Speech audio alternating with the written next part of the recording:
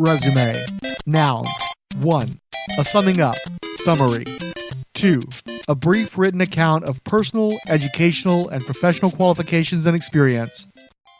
I love researching this podcast and I don't want to let anything go. But also it takes forever on the front end and then forever times 2 on the back end. So I'm not sure how much longer I can keep up monthly releases. 1986 was a big year. Obviously one of the most important in the history of the comic book medium. And I didn't even read the ones people talk about the most. Hopefully 1987 will be at least a slight break, but I doubt it. And eventually pure comics reading alone will swell until I have to change the format again. My half-brother continued buying the Gang War arc into its 3rd chapter in Amazing Spider-Man number 286. Now sans DeFalco. This one had Hobgoblin and Jack-O-Lantern, but it's mostly a talky issue. The adult son of the Kingpin is forced to reckon with his previously victimless scheme to undermine his father as his masked rival, the Rose. I guess you could say the bloom came off? This must have been the one Christmas when my younger stepsister from my mother's marriage gave me some comics as a present. Well, she was older than me, but younger than her sister. Anyway, I don't think that I ever gave her anything, ever, and we had a mildly antagonistic relationship in those years. It was a really sweet gesture, and I don't know what possessed her. I haven't seen her in something like 20 years at this point, when she occasionally shopped at the adult boutique where I worked. You might find that a bit too candid, but unless she got born again in the meantime, I don't think she'd care about the mention. Anyway, I hope she's doing well, and I hope her father isn't. I never thought I'd be able to identify a specific Archie comic, but sure enough, she gave me Betty's Diary number 6, in which the young lady explores multiple potential careers. I'm a known girls guy, but this was clearly a bowling ball with Homer's name on it, which again is better than the literally nothing I had to offer. Betty tries her hand at creative writing, a teenage hobby of my older stepsister, and there's a panel of fairy tale versions of the Archie gang that stuck with me. The next story had Betty crying at a nativity scene, and I surely rolled my eyes at the spire of it all even then. The 3rd story was about Betty failing to find some quiet alone time because she was just too popular. Oh, I can totally relate. For sure. Even I don't understand what my relationship status with Captain America comics was up to this point, but we were back on again for number 327. Clashing Symbols was about Johnny Walker trying to make Cap look bad by having his roided up buddies wear his mask and call themselves Buckies. Yes, even the black one, Lamar Hoskins. Had to look it up. If you didn't know, Big Black Buck, or abbreviated versions of SAME, was a racist term applied to young men of African descent that supposedly embodied all the worst stereotypes you'd expect from Friends of the Klan. The murderers of Emmett Till got off by framing the 14-year-old as a buck, if it helps you with context. Mark Grunwald was clearly just riffing off the name of Cap's boy sidekick when he developed the bold urban commandos, or Bucks, and nobody minded until grown-ass Lamar Hoskins took on the actual Bucky name and costume. Given who he was a sidekick to, they could have leaned into the political commentary and kept his legs exposed besides. Instead, within a year, Bucky was given a new name and moniker, Battlestar, and he was eventually shuffled off to Silver Sable's Wild Pack. Part of the irony is that Lamar Hoskins is himself a racist, or at least played one while assaulting Middle Eastern students, slinging the related epithets that you couldn't print in a modern comic. When you misspelled the word that you're burning into someone's lawn, your redemption arc is short and bends towards obscurity. Most of the rest of the issue was Paul Neary making Bernie Rosenthal as visually unappealing as Grunwald was assassinating her character. I copped the bias of Demetris Zek being the best Cap, followed by Bern Stern, so Bernie is my one true pairing with Steve. Her getting done dirty like this was not endearing. From there, Cap and Super Patriot brawled in a parking lot outside a Springsteen concert for an hour with no clear victor. But Rogers was left demoralized by his inability to win, both in person and against the popular rise of far-right extremism. Now that I can relate to. As with Flag Smasher, I love how Super Patriot embodies an ideological divide with our hero, wielding a flaming sword instead of a shield, the prominence of red in his costume contrasting against the blues of Cap. It clearly impressed Denny O'Neil, who stole whole cloth from this run for Azrael and Nightfall. The 3rd issue of Matt Wagner's The Demon miniseries was probably the first time I saw Etrigan outside of the one issue of Who's Who that I bought new. It wasn't my choice, as this was another Christmas comic from my stepsister. This was the penultimate issue, basically one long satanic incantation story, and I wasn't a horror fan yet. I halfway think it was just something that she ended up with, because it was such an odd choice, although that choice was the most memorable thing about the book. I never have read the rest of the series, so I have no idea what was even going on here. Also, on the DC side of the street, I may have tossed through Justice League of America number 260, and most likely Wonder Woman number 2 at the mall bookstore. And while somewhat intrigued by the dark shift in those titles, neither would come home with me in this decade.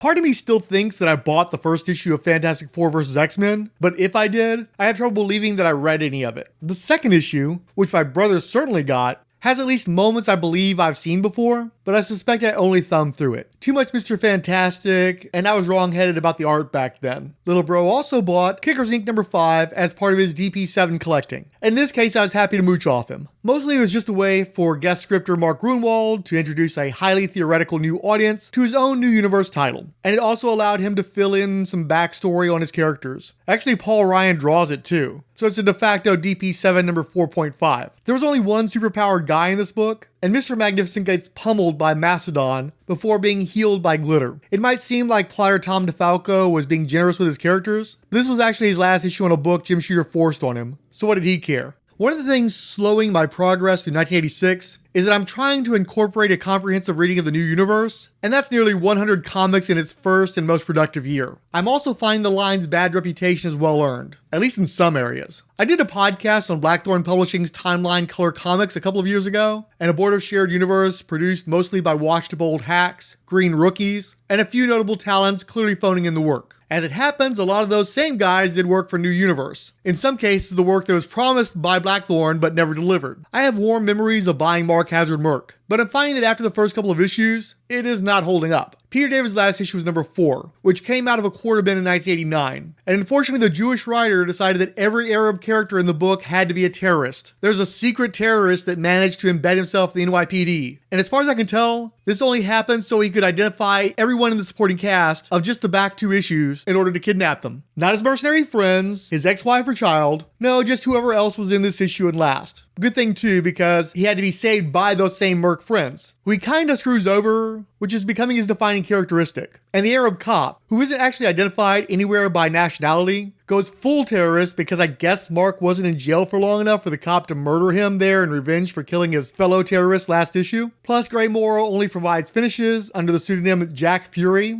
which should give you a good indication of how the issue looks. With number 5, I think I bought it new, but I'm not absolutely certain of that. The Nom's Doug Murray takes over as writer, and Mark Beecham provides layouts for, again, Alan Smithy, even though Morrow outs himself on the cover. Most of the time, enough Beecham shines through, especially on the sexy ladies, to make up for the Alan Kupperberg issues. Other panels have a Kyle Baker quality, which I'm not bad at, but then other pages, maybe too many of them, just look like the more amateurish Blackthorn stuff. But the main problem is that the story's a ripoff of Streets of Fire, with a line pilfered from Mad Max Beyond Thunderdome, and it's just badly done. The humor is gone, and its place is an Andy Sedaris martial arts tart and a hard lean into straight-to-video action cheese. It's readable, but much diminished from its initial promise. I volunteered. I dropped out of college and told him I wanted the infantry, combat, Vietnam.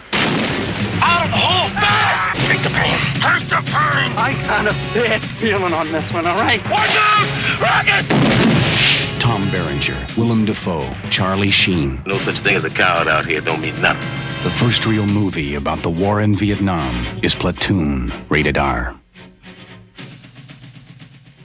All right, magic of broadcasting. This is probably the second segment that you're listening to, but this is very much the last segment that I'm recording and editing. Coming as I am from the future, I know this episode is already over 45 minutes long. I don't really have all of my TV stuff written yet, so I'm going to call this the media section, and we'll just deal with some of the December-specific TV stuff. The television adaptation of the automotive industry comedy of the spring, Gung Ho, began its 2-month life on the first Friday of the month. They swapped out Scott Bakula for Michael Keaton, fair, but I guess the Japanese versus American culture clash only carried it so far, 9 weeks to be exact. The December 20th Saturday Night Live featured William Shatner as the host, and the notorious skit where he admonished Trekkies at a convention to get a life. I was watching. I laughed at that. Also, keep in mind this was one of the rare instances where a mainstream program actually acknowledged some nerd stuff. Alright, December movies. My stepfather's favorite actor was Clint Eastwood, so by 1986, I'd been exposed to much of his filmography. I wasn't a big Western guy, so I only half-watched stuff like The Good, the Bad, and the Ugly, Two Mules for Sister Sarah, and The Outlaw Josie Wales. But High Plains Drifter was such a stark contrast that it stood out, and stands out still. I preferred the more modern stuff, though my eyes glazed over on Coogan's Bluff, Berth, The Beguiled, Play Misty for Me, and Thunderbolt and Lightfoot. I just noticed The Beguiled should have been in the Western section, huh? Like most people, my clear favorites were the Dirty Harry pictures, and the Para-Harrys where Eastwood was still playing a rogue cop, like The Gauntlet and Tightrope. And being a dumb kid, I also enjoyed his redneck comedies, especially the ones involving apes, like Every Which Way But Loose and Bronco Billy. Boring and depressive misfires like Fire Fox and Honky Tonk Man are going to happen in any career. But the mid-80s kind of started Eastwood's flop era. City Heat was a dud, Pale Rider was an aptly named quasi-sequel, and then there's Heartbreak Ridge. Now don't get me wrong, that movie was a big hit, earning 8 times its production budget, but it also made Eastwood seem even older than his 56 years, playing a hero of the war before last, and the man was clearly not a Tom Cruise 56. By emphasizing his age in that one movie, Eastwood started a cycle where it seemed like every movie going forward had to address his age. A sort of reverse Roger Moore where we could forget if he'd just let us. But instead, like Heartbreak Ridge, there was this constant of the conservative hard-ass coming in to teach these young punks who was right and the rightful boss of us all. The movie was set during the invasion of Grenada. An easy win for the US, and a palate cleanser for all that Vietnam hand-wringing and rewriting. But it was also something of a dead end for Eastwood as a relevant movie star to anyone from Generation X, who pioneered the OK Boomer meme as he released more flicks. I started watching Heartbreak Ridge with my stepfather as a VHS rental, but I think I got bored and bailed, or else the latter parts were just that unmemorable. Laugh at me all you want, but I did my best to make up for missing Big Trouble in Little China by going all in on The Golden Child. Seeing it was actually my biological father's call, on one of the rare instances that he gathered all the boys together to go to a movie. For some reason we drove all the way out to Gulf Gate, crossing the covered footbridge over the freeway to get to the theater. Eddie Murphy was still the biggest movie star in the world, despite this being his first flick since Beverly Hills Cop, after taking all of 1985 and most of this year off. Despite poor reviews, it made at least 6 times and as much as 12 times its budget, which you could do back when you didn't spend $250 million to make a movie, Dwayne. And I'll be the first to admit that Golden Child made the money Jack Burton deserved to have, but didn't. That said, this was when Murphy was the coolest, funniest man alive. Virtually all the Asian leads were shared by both movies, but this one had Charles Dance playing Satan besides. Honestly, we'll probably do a 40th anniversary podcast on this one, so I'll stop there. Three Amigos was a cable dub loaned to us, so once again, defer my actual viewing into 1987 or later. This one was big on the playground, and at one point seemed like it could compete with Ghostbusters in sheer amount of references, but it really seems like this fell down the memory hole by the year 2000. Probably part of the problem was that it was really just the two Amigos and that jerk-faced Chevy Chase, but also the racial politics of this thing aren't great, even if you factor in that Steve Martin and Martin Short are supposed to be ignorant silent movie stars, only playing at being real cowboy crusaders. In that way, it's a lot like Tropic Thunder, except Tropic Thunder was actually hilarious instead of supposedly so. I didn't realize that Three Amigos actually didn't do all that well, not even doubling its budget. So maybe it was bigger along the border or found a home audience. Babes in Toyland was a TV movie featuring Richard Mulligan as Santa Claus with a cast that included Drew Barrymore, Keanu Reeves, Eileen Brennan, and Pat Morita. It also had my childhood crush Jill Sholin, though that was based on DC Cab, not this crud. He was a regular on Christmas Time UHF later in the decade and into the early 90s because of that cast, but you could only rope it up each individual viewer once. I understand that Dino De Laurentiis had a lot riding on King Kong Lives, and did perform better than Three Amigos, but not well enough to ultimately save his company. I was a Kong fan in theory, but more the 1933 original, not the 1976 one that this served as a sequel to, and that I remember most from its omnipresent ads and comics from the Ford administration. Releasing near Christmas seemed to work better in 1976 than a decade on, but it doesn't exactly fit the season, does it? But then again, Little Shop of Horrors did the same thing, so what do I know? This is another one that I thought did better, a little more than doubling its budget at $54 million, but I think it also did well on VHS and cable. I'm not sure who I saw this with, my home or away family, but it was both a theatrical and home run with me. I can still sing a lot of those songs on demand, and I'd argue it's Rick Moranis' best film. Another one that will probably get its own anniversary spotlight podcast. Platoon was another one my father took the boys to, so I guess it was a brief moment in time when he splurged in this way. Or maybe he had passes from when he ran the concession stand stock route, probably the second one. You might find it odd that a bunch of teen and tweens were taken to a gritty, realistic Oliver Stone Vietnam movie, and you would be objectively correct. But it was also odd at a personal level. My father served in Vietnam, and it left him with traumatic memories. He's perfectly happy to watch an action fantasy spectacle version of the war, any war really, but the really real stuff, his lived experience, in this instance from a veteran loosely fictionalizing his own tour of duty, oh no, this is not his bag at all. Truth to tell, I only watched Platoon that one time myself. It was gloomy and grim, but also kind of dull, and I did not engage with the characters. This was my first Charlie Sheen movie, give or take a smaller role that didn't grab my attention, but Sheen was the platoon guy to me for a few years. I didn't realize Stone was mirroring another Vietnam film starring another Sheen, and I'd only seen bits of that. But I never liked Charlie Sheen, or had much use for Oliver Stone, and that aversion begins here. Neil Simon was a huge presence in media when I was growing up, dating back to his comedy work with Sid Caesar in the 1950s. He was a major playwright in the 60s, and when those plays started becoming movies, he became a cottage industry unto himself. In the 1970s, Neil Simon was one of the few name-brand screenwriters, in that literally the movies had his name added to the title as a selling point. This lasted into the 90s, but even as the brand faltered, he just moved back to television into the early 2000s. While still going great guns on the stage, his cinema heyday was in the 70s, and his name was a lot smaller on movie posters when it appeared at all by 1986. That's especially odd with regard to Brighton Beach Memoirs, since it adopted a semi-autobiographical story of Simon's own teenage years. His avatar, Eugene Jerome, was the subject of a trilogy of plays, which were then adapted to screen. I actually came in with the second movie, Biloxi Blues, which starred the actor who originated the role on stage, Matthew Broderick. Having loved that movie, I went backwards to watch Brighton Beach Memoirs on cable, with Eugene here played by Jonathan Silverman. Silverman had played the role on stage in the third play in the series, Broadway Bound, which was eventually adapted into an American Broadcasting Company telepicture in 1996. By that point, Silverman was starring on his own sitcom, The Single Guy, so he was too busy for the TV movie. Within a span of months, Silverman had played the youngest Eugene in one medium and the eldest in another. That's pretty nifty. But also, as with Charlie Sheen, I never took to Jonathan Silverman, so I more tolerated than liked his take on the character. I did otherwise enjoy Simon's warts and all look at a Jewish adolescence, which resonated with me.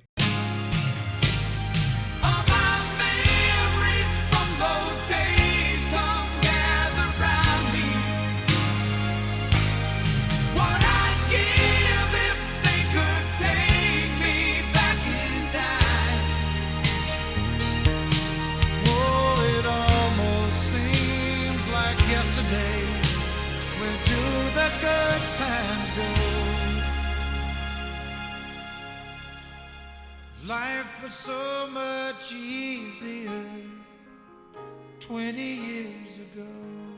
DP7 number 5 picks up where their Kickers Incorporated appearance left off. One story was about their banding together against an external threat, where here their personal differences divide them. Specifically, Glitter is so desperate to be relieved of the powers that separate her from her children that she helps talk the group into seeking an exorcism. Meanwhile, Scuzz willfully rejects the group from the combination of not feeling valued and because he fears the emotional investment after a lifetime of abandonment. There are brawls and other theatrics, but ultimately the creator's interest is in the domestic soap opera within a found family. I like it, but by being a proximal Marvel title, commercial expectations and narrative conventions clearly compromise the effort. It wants to be concrete and settles for a Midwestern X-Men. I was back for G.I. Joe, A Real American Hero number 57, with a nifty cover of Destro teaming up with Flint and Lady J. There's a whole Man in the Iron Mask thing where Major Blood has assumed Destro's identity and taken over his Scottish estate. And I guess because he's temporarily on the outs with Cobra, the Joes help Destro reclaim it. By the way, this issue has circulation numbers, and the book was averaging 500,000 readers, with the most recent issue up around 35K. I think you could have a top book with just 35K today. I'm not sure where Justice number 5 falls in my reading. Vince Colletta was essentially the artist on the book by the time he was done butchering Salmons and Morgan, and this thing looked more like something I got free from Radio Shack than part of a new, heavily promoted Marvel subline. So maybe I read my brother's copy, or maybe I fished out of a quarter bin. This was the resolution of the initial arc, and the first battle with the big bad, so it shows how poorly this was played out that I can barely confirm the details. I picked up Marvel Fanfare number 31 at the same neighborhood 7-Eleven that I got most of my comics, and that shouldn't have happened. A friend of mine had some early issues of Fanfare, and my brother had some others, but this was a book made for direct market only sale to comic shops on all cover stock at a hefty $1.50, so it was never supposed to be on a newsstand, and I wouldn't normally pay twice the standard cover price. But this was a Captain America story by J.M. DeMatteis with art by Kerry Gamble, the only person that I could ever approve of replacing Mike Zeck. Admittedly, unfortunately, it's also a team-up story with Frogman, quite a step down from when this same creative team had Spider-Man in that slot. But Gamble's art was so gorgeous that he rated the high production values. And I love when S.H.I.E.L.D. material seeps into Cap's world. The mystery baddie is the Yellow Claw, a rare titular villain from his own comic in the 1950s, who fought Nick Fury during the Steranko run. Yeah, he's also basically Fu Manchu, and we're all evil racists if we indulge in any vestige of yellow peril. But I'm living in the USA under an incoming second Trump administration, so if enjoying a Yellow Claw story is my worst offense, you clearly haven't heard that DC Bloodlines episode where I read Nightblade's dialogue. That's going to be my Jeremy Johns doing blackface Blade someday. Anyway, this was a two-parter, and it took me probably a decade or more to finally finish this story. I literally had the comic in bed with me before I decided that I had to say no to any more reading if I was going to get this thing done while it's still 2024. Since I read the Marvel Saga, the official history of the Marvel Universe number 16, I was convinced that the obscure X-Men villain Lucifer, who dressed like Magneto and crippled Professor X, would prove to be the notorious 90s arch-foe Onslaught. Decades on, what did Onslaught even do? Send a bunch of classic Marvel heroes on a vacation to Image Comics? What also sucked was that Onslaught was wholly from the X-Office, but all he did of real note impacted the Avengers, the Fantastic Four, and Hulk. Would a villain like Lucifer, who fought the X-Men and the Avengers in their first meeting, have been a more legit option? Certainly better than Professor X turning evil again. Anyway, most of the rest of this issue just continued or resolved ongoing story arcs. Dormammu's origin is covered with the then recent Paul Smith art, mingled with older Ditko and Colan material involving Clea. Marvel Tales starring Spider-Man number 197 got me back by combining the Chris Claremont, John Byrne team with Iron Fist, the character with whom their collaboration had begun. I mean, I didn't know that back then. I just thought Byrne drew Iron Fist better than anyone else, which was true if the other name in that hat wasn't Kerry Gamble. Plus, this one featured Steel Serpent, at a time when Dark Mirrors were still wired instead of tired. Since 70s comics ran short, there was a new Bob Layton Hercules 5-pager with his trans-curious Skrull sidekick. Same 7-Eleven as the Marvel Fanfare, though probably not in the same week. Usually wouldn't have $2.25 in my budget, especially since my memory of both involved walking to the store from my grandmother's apartment, so my purchase likely came from her cigarette change. In case this is your first episode, I used to buy my mom all Virginia Slims, going back to grade school. Talk about things you couldn't do today. I mean, I'm middle-aged and they still make them, so I could literally drive down the street for a pack.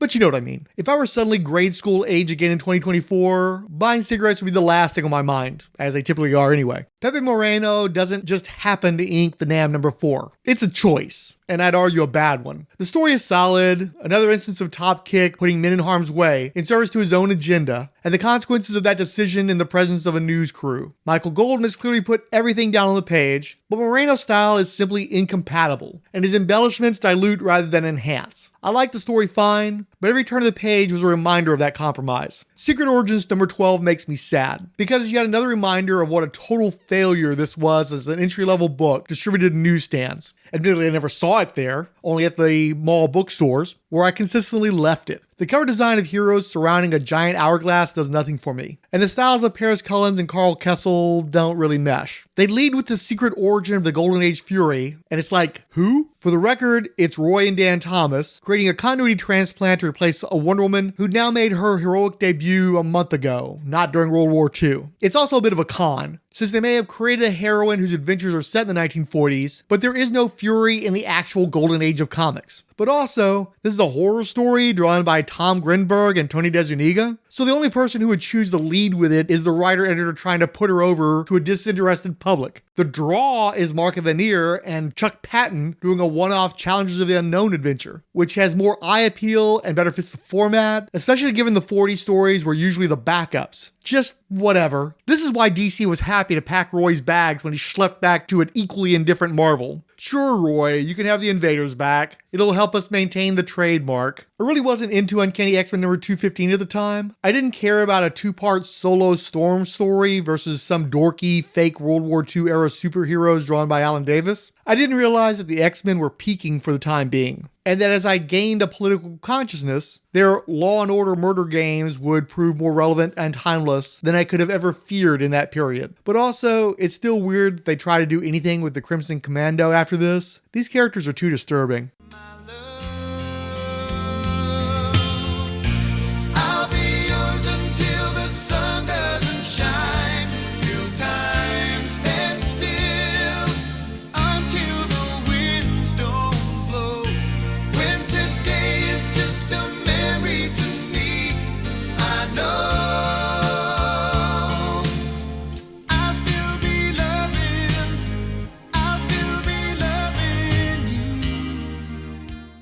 Top hits on the country music chart include I'll Still Be Loving You by Restless Heart, 20 Years Ago by Kenny Rogers, and Baby's Got a New Baby by Schuler, Knobloch, and Overstreet. Lionel Richie dabbled in the genre with Deep River Woman, written by Paul Overstreet of the aforementioned SKO, whose sole hit from this same month he ironically did not write. He'll do okay when he goes solo in 1988 though. Also that month, Deep River Woman's B-side, Ballerina Girl, was working its way up the pop chart, peaking at number 7. Richie never came close to the success of the Dancing on the Ceiling LP, so it's easy to forget that he was huge enough at this time to pull together We Are the World, when Michael Jackson was still a maybe. Sticking with pop, Madonna debuted Open Your Heart with the burlesque peep show video leaning more into her established image. It was her third and final number 1 off True Blue, and the first since the title track stalled at number 3. Journey offered I'll Be Alright Without You, but I'm not sure I was exposed to it back then. A lot of my Journey experience was when I began reaching backward later in the decade. Bon Jovi's second number 1 hit, Living on a Prayer, proves that the first was no fluke. Even though Slippery When Wet was out of chart toppers, there's still a couple of top 10s in it, including my personal favorite. I Want to Go Back is another one that I'm not confident that I heard on the radio. Eddie Money's Greatest Hits was one of the first CDs we got, after signing up with a record club to get something like 12 for a penny or whatever. Most probably, that pick was powered by my enduring love for Take Me Home Tonight, but it was a solid collection overall. I was too old for the Immigrant Mouse cartoon An American Tail, T-A-I-L, but its soundtrack anthem duet, Somewhere Out There, by Linda Ronstadt and James Ingram, was inescapable. It had the kind of success Disney would have killed for, especially after the flop of The Dark Cauldron, which I actually wasn't too old for a year and a half earlier. One of its stumbling points was supposedly that it was too dark for kids. I don't remember it like that, because Don Bluth's own The Secret of Nim was much darker 4 years earlier. I haven't seen either animated feature since theatrical, but Nim stuck where Cauldron didn't. Plus Bluth was much more economical, so his movies consistently made money, at least until 1992's Rock-a-Doodle and thereafter. Bluth sank once Disney rose, but American Tail quadrupled Cauldron's earnings at about a fifth of its budget, so Bluth definitely owned the 80s.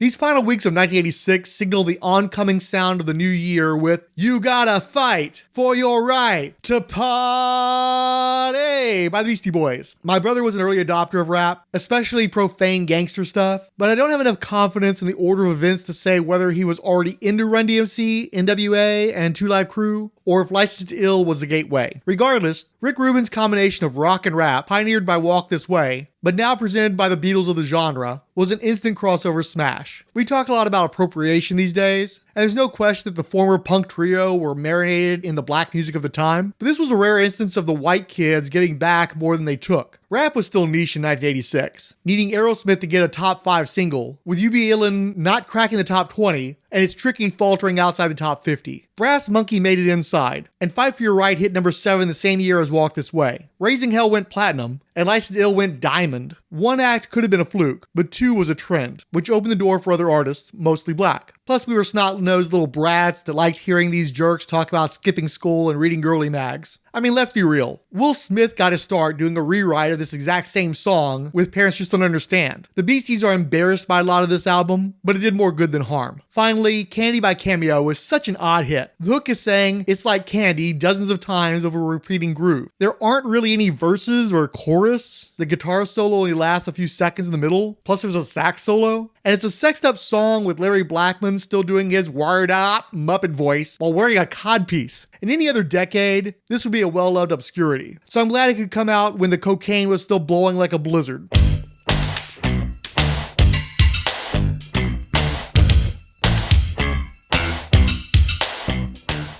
Adventures of Superman number 426 had the Wolfman Ordway Legends tie-in, where Darkseid convinced the Man of Steel rendered amnesiac by the Fire Pits to become his warlord. Superman got libidinous and murderous in a way usually reserved for Elseworlds, but will be forgotten once the Triangle people leave him as spicy as mayonnaise. This was in the 1988 Grocery Cycle comics my best friend was gifted. Classic X-Men number 7 had a striking cover, literally the team knocking through a wall, which has been referenced many times in the years since. As Arthur Adams goes, I found it a bit flat, and prefer the inside cover image of Storm in space gear. The expansion of the reprint story is more obvious this time, as the new pages and panels were drawn by Jim Sherman. Besides smoothing out some of the bad science while sending the X-Men on a space shuttle to battle Sentinels on a satellite, they also insert a subplot that explains why the Hellfire Club would be spearheading a project that would obliterate mutant kind. That leads into the John Bolton backup. with the artist in his element, drawing salacious elites in Victorian garb as they betray and murder one another. The back cover is a White Queen pinup, but the star of the story is the Black King. Part of the fun of this personal collecting anthropology is uncovering creative connections that I wouldn't have recognized at the time. For instance, Crack Magazine number 226, the 29th anniversary issue. Some of these old humor magazines loom large in my memory, but I had to investigate this one to confirm that I had a copy, so it doesn't seem like I held on to it long. There's Family Ties and Tarzan parodies drawn by Don Severin, and a Thundercats one by Steve Ditko. I knew at the time about some of the comics veterans moonlighting on the funny books, but then there's Dan Clowes' Ugly Family on the inside front cover. That feature introduced me to Clowes, and I still recognize the style when I ran into Lloyd Llewellyn and 8-Ball, but forgot about it over the years in favor of the more famous work. Bill Ray does much of the art on this issue, including an Aliens parody and the inside front cover and back cover gags. I like Ray fine, but never associated him with Cracked. Bob Fingerman's Minimum Wage was a major work for me though, and I just picked up his Printopia hardcover, so the ad impression was lasting. Before this project, I'd had no idea Fingerman was around earlier in my life than the grunge era. And he's the other most substantial contributor to this issue. He draws a Cracked Milestones feature and a moonlighting parody. Skimming through the stories, I can see what lit a fire under these indie guys to do their own work. These scripts are painfully bad, and seemingly not funny enough to entertain even in its day. X Factor number 14 was Cyclops versus the Master Mold, although the true battle was with his burgeoning awareness that he's a sleazeball. Simonson gave the book a distinctive look, and I at least read my brother's copies, unlike when he'd pick up New Mutants. Since it's a short week, the Marauder Comics Quarter Bin Shoutouts of the month go to Amazing Comics X Mutants, the special issue number 1, Blackthorn's Failed Universe number 1, and Now is a Boy and His Bot number 1, Eben number 6, and Valor Thunderstar and His Fireflies number 1. There may have been more, but this month has been a lot to get through, so I didn't exactly scrutinize the lineup.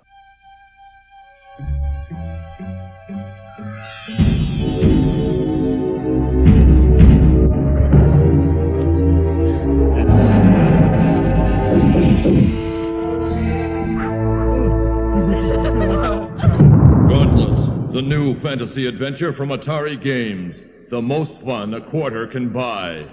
I found even more resources cataloging video games, to the point where it's overwhelming. A lot of early 80s video games were visually interchangeable, aside from the cabinet or packaging art. I needed a list to jog my memory about what was what. Now there's hundreds of games across pages, and I do not have the interest or patience to vet them all. They even mix cartridge and computer gaming, which was just not done in my time. I think by this point, if there's no name recognition, it's probably not worth your time or mine to even bring it up. There's also the complication of games being available in 1985 Japan or Europe, but not North America. Sitting here trying to parse out release dates is not a big ask for comic books on a show named for them, but not a sporadic video game segment. By the way, earlier in the decade, when my stepfather managed a small apartment complex with only a handful of tenants, one of our neighbor friends loaned us a PC of some kind. This was pre-Oregon Trail and computer lab at school, so it might as well have been a magical fairy house to me. All I remember doing on it was playing that game where you have to guide an ever-growing snake around the screen without it coming into contact with itself. I think you also had to encircle or eat objects. This is more or less the extent of my experience with PC gaming. Give or take a little Castle Wolfenstein in the early 90s. Nintendo's Ice Climber came out in 1985, first as an arcade cabinet in March, later on their home system in October. I referenced an ice game previously when it could have meant this one, or maybe both. Obviously, they were deeply meaningful experiences for me. But I think in one, you moved ice blocks around and maybe crushed things with them, while in the other one, you have a Mario-style mallet to smash the blocks with. Did they both have penguins? I remember penguins. Paperboy hit arcades in April of 1985, and I played it a bit. While riding a bike, slinging newspapers at the doors of subscribers in the suburbs, you have to dodge various obstructions. It was one of the few jobs that I never actually held, probably because I've never been an early riser. I only remember playing Indiana Jones and the Temple of Doom at the arcade, never on the Atari, and I was pretty bad at it. I think I typically crashed the mining cart until all my lives ran out, and that was that. I'd have done better with a bicycle, I guess.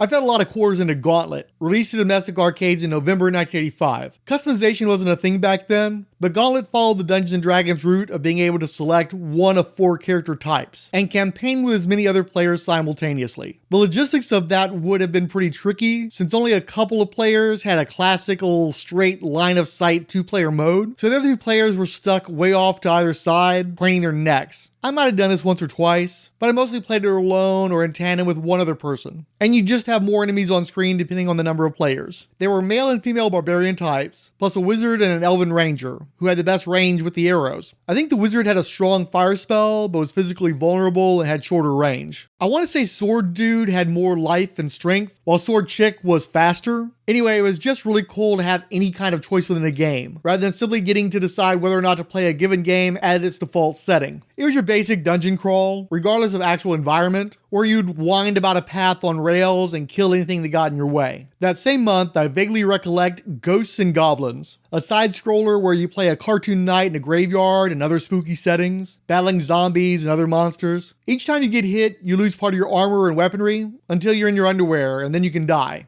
Russian Attack hit arcades in December '85, and I have a dim recollection of playing it once or twice. You're a green beret repelling an invasion force in a side-scrolling shooter. Being an audio medium, I should point out that the name doesn't directly reference Russia. It's an abbreviation of Rush and Attack, meant to evoke the Reds. Anyway, I want to say they had one of these at Circus, or maybe one of the other casino arcades that I haunted when we lived in Nevada. That same month offered Gradius, a spaceship side-scrolling shooter with strong graphics. It was a big hit, but not so much with me. The cabinet for Super Mario Bros. Debuted in February of 1986, and I think that I remember playing it some, but I got most of my experience on a home NES down the line. I'm not going to describe Super Mario Bros. To you. It's one of the most popular and fun video games of all time, with a memorable earworm soundtrack. The movie adaptation of recent years pulled down $1 billion. You know it, or you can go jump down a sewer line with man-eating plants. Since it came packaged with the NES, Nintendo Entertainment System, once I had one, I had all the time in the world to play it. I'm not absolutely certain that I beat the game, but I'm pretty sure, and it would have been one of the first video games I could say that about. Rygar was not a big one for me, but it had one of those slightly off-brand heroes like Thundar or Blackstar, and he wielded a shield on a line like Captain America working a yo-yo. This cabinet hit in the summertime, and I played it a bit, but it didn't hold me down. Rampage was another one that I fed quarters aplenty. It's ironic given my general disinterest in giant monsters, but I liked King Kong as a kid. There was a Godzilla-type monster that I was averse to, so I mostly played the ape, but occasionally the kaiju werewolf. Whichever way you went, you were a towering beast busting up a city, with various military deployments trying to stop you, from soldiers to airplanes to tanks. You could climb the skyscrapers and smash your fist through the windows, seize an innocent bystander, and eat them. It wasn't often that you got to be the bad guy, and the sheer scale of destruction was too awesome to miss out on, especially in multiplayer mode. This one came out around August, but I played it off and on for years. Renegade hit arcades in September 1986, and it was a gangbanger beat-em-up in a subway system recalling the Warriors. For me, this was a button masher, and I think you could pick up weapons like wooden boards and baseball bats to beat people with. This one anticipated more popular games like Double Dragon, but I preferred Renegade, to the degree that I had any interest in this sort of game. The Mario Brothers are back in the all-new legacy action game Super Mario Brothers for Nintendo Entertainment System. Travel across land, sea, and sky in a never-ending, action-packed adventure that will leave you glued to your seat. Can you topple the terrible Koopa King and save the princess? Pick up a copy of Super Mario Brothers for Nintendo Entertainment System at your local toy store today and take on the challenge. Now you're playing with power.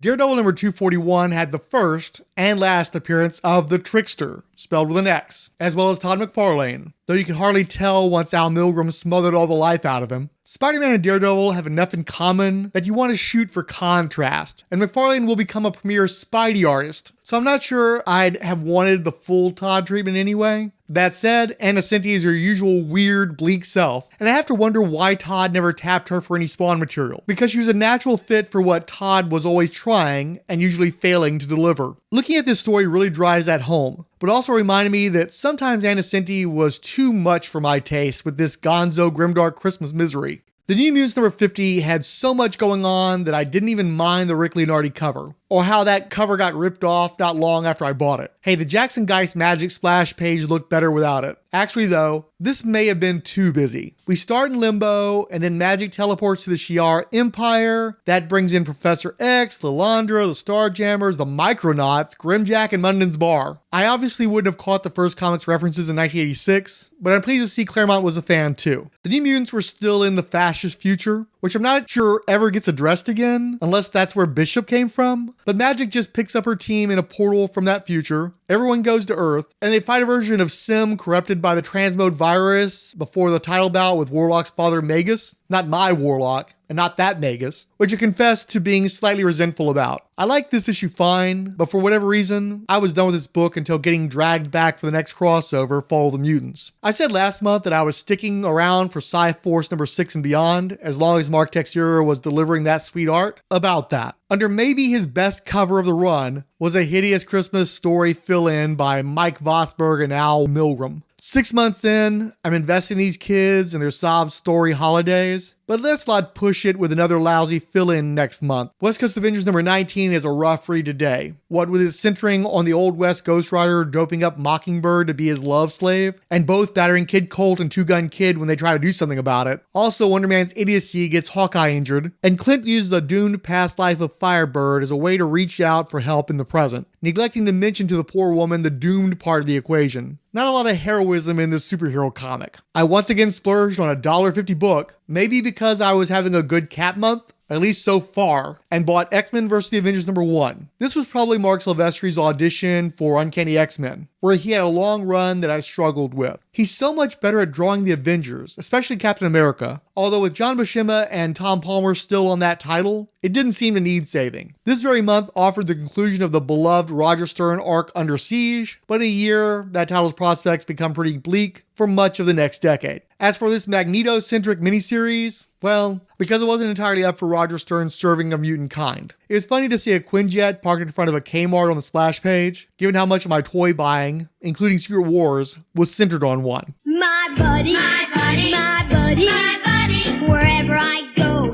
he goes. My buddy, my buddy, my buddy, my buddy, I'll teach him everything that I know. My buddy and me like the climb up a tree. My buddy and me, we're the best friends that could be. My buddy, my buddy, my buddy, my buddy, my buddy and me.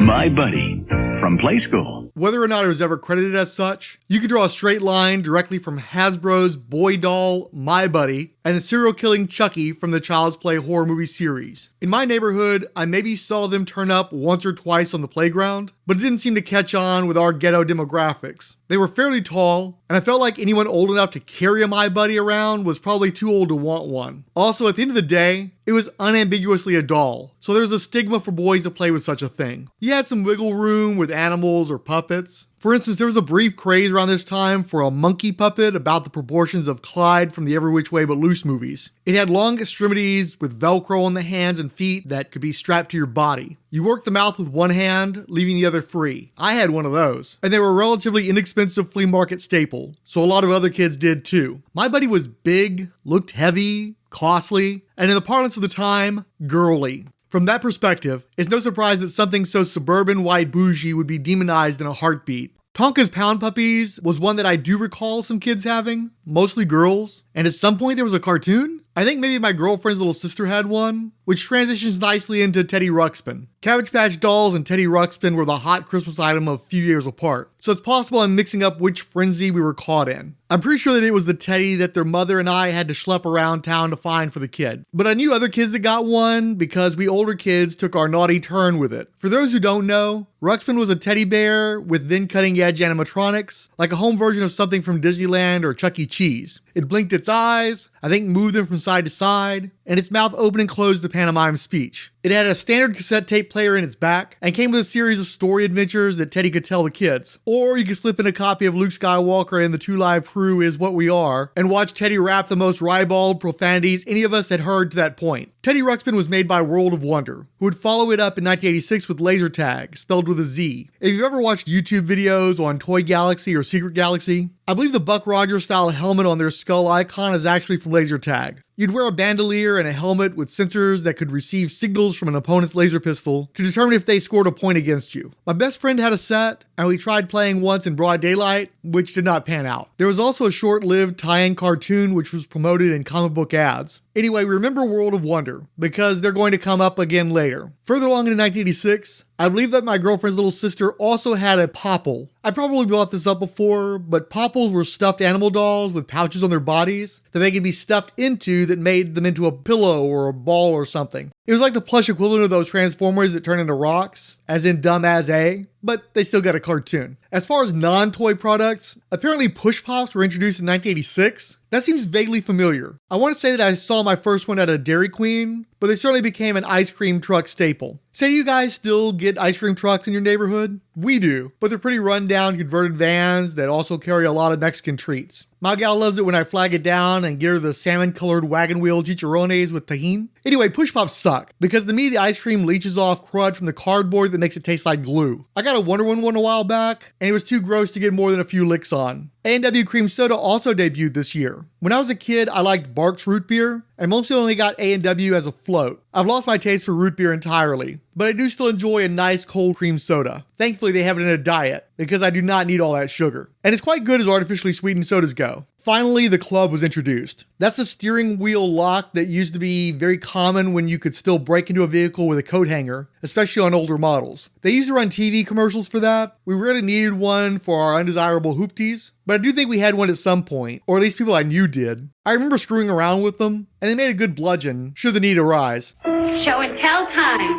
Another teddy bear? My teddy's name is Teddy Ruxpin. He talks, he tells stories,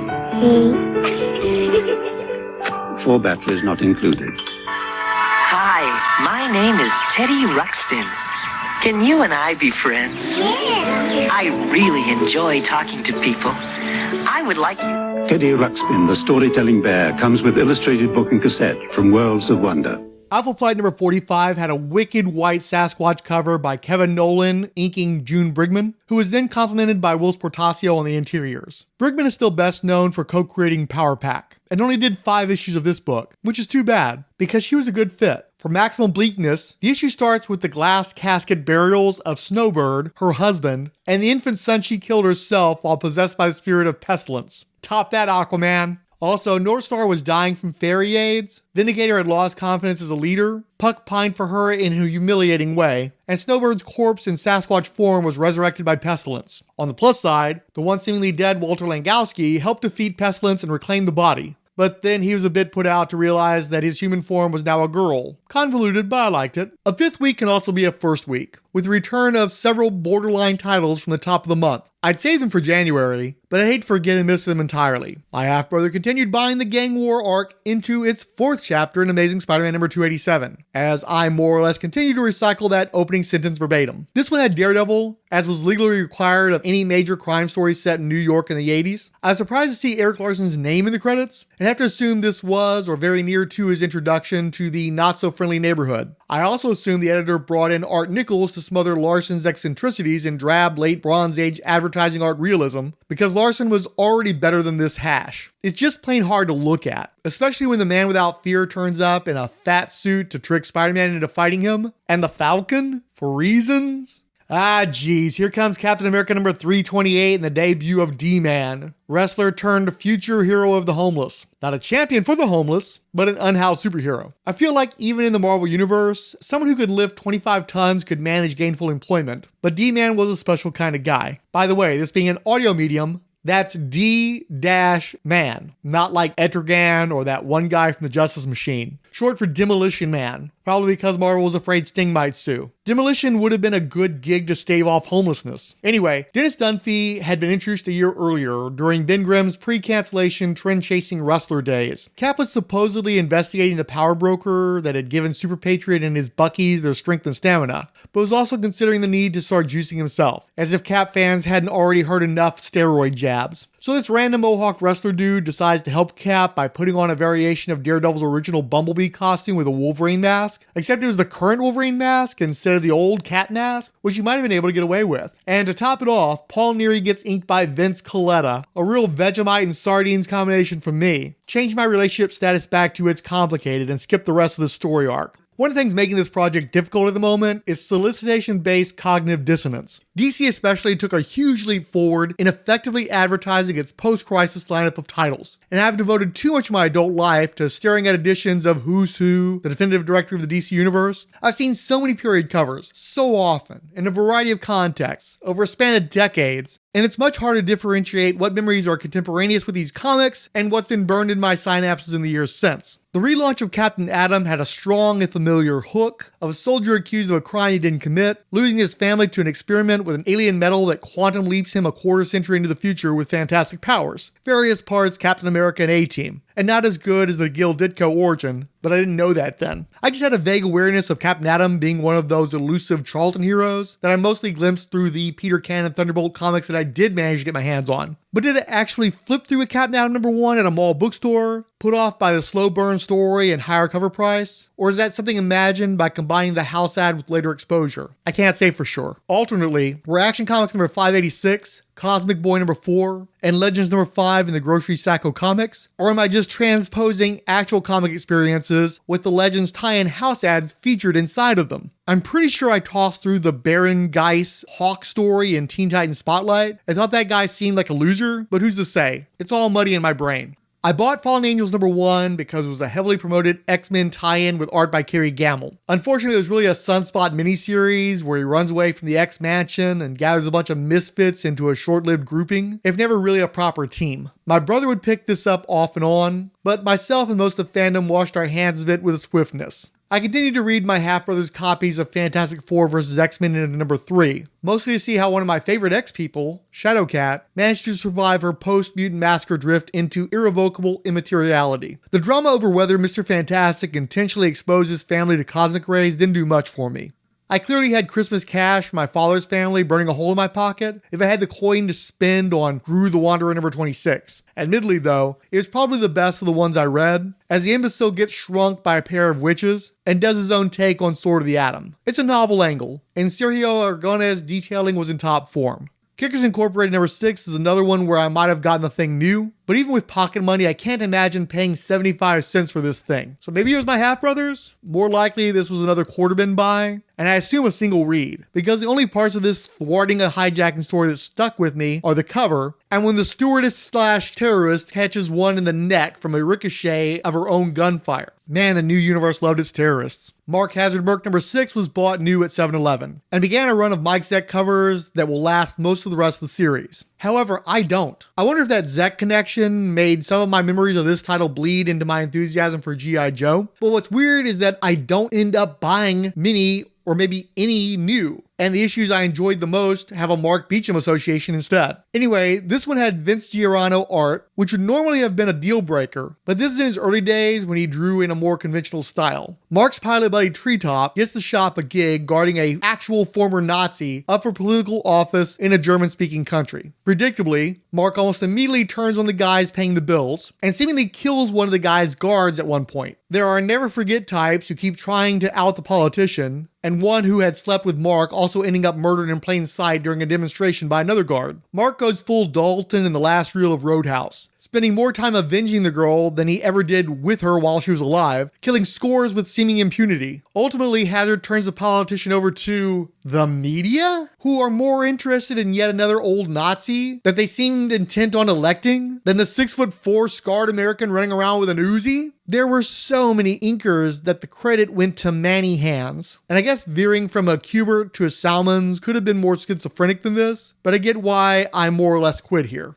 Once again, I paid $1.50 for Mephisto versus the Fantastic Four #1, purely on the strength of that righteously satanic cover that, in a real reversal for me, should be plagiarized more often. I've seen it homaged once or twice, but this thing is sick, and that sickness should have spread further. The interiors by John Buscema and Bob Wycheck are painfully conventional by comparison, not at all warranting the upcharge. However, Al Milgram's story has a mean streak, as Mephisto appropriately forces Faustian deals on various heroes in pursuit of possessing the purest soul. The narrative leans into the horror, and it's sturdy enough that DC ripped off the premise for a month-long intercompany crossover a decade later. One of my favorites, in fact, and that stoutness kept me coming back to this miniseries as well. More evidence of my riches was Star Trek Movie Special #2 at $2. I believe bought at the mall bookstore. Despite the issue numbering, it actually adapted the fourth and best of the movies, The Voyage Home. I think the creative team of Barr, Sutton, and Biagran also did the main Trek title, which I readily skipped. But I'd plucked down a pair of bucks for this here souvenir. Besides, unlike with The Search for Spock,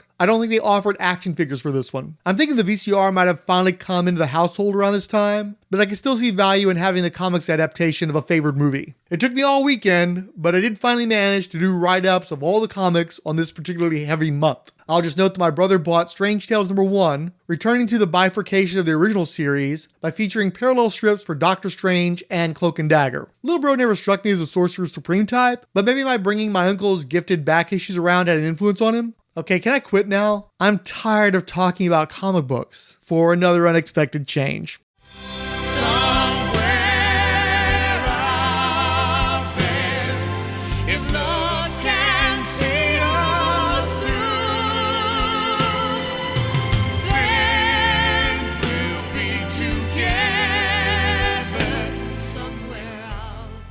Folks who wanted to see our resume include Between the Pages blog, who noted, "Love Walt Disney's comics and stories. In my opinion, it is the best comics anthology published in America. Billy Hines, Comics Enabler. Charlton Hero. Choose Your Union. Chris at Bad Books for Beginners. Dave's Comic Heroes blog. Derek WC. Ed Moore at Teal Productions. Gas 55555. Geek to Me Radio. GNR JB 395. Look, they keep giving us at least likes. One to acknowledge. History of Comics on Film. The Irredeemable Shag. JMT Productions. Julia Raoul. Keith G. Baker. Koa X Christmas Special, who added, I really like these comics. Lamar the Revenger. Martin Gray. MCEU. Monarch DeFay. Richard Field. Siskoid. Superbound. Tim Price. And Tribal Quake. Searching my mind for some truths to reveal.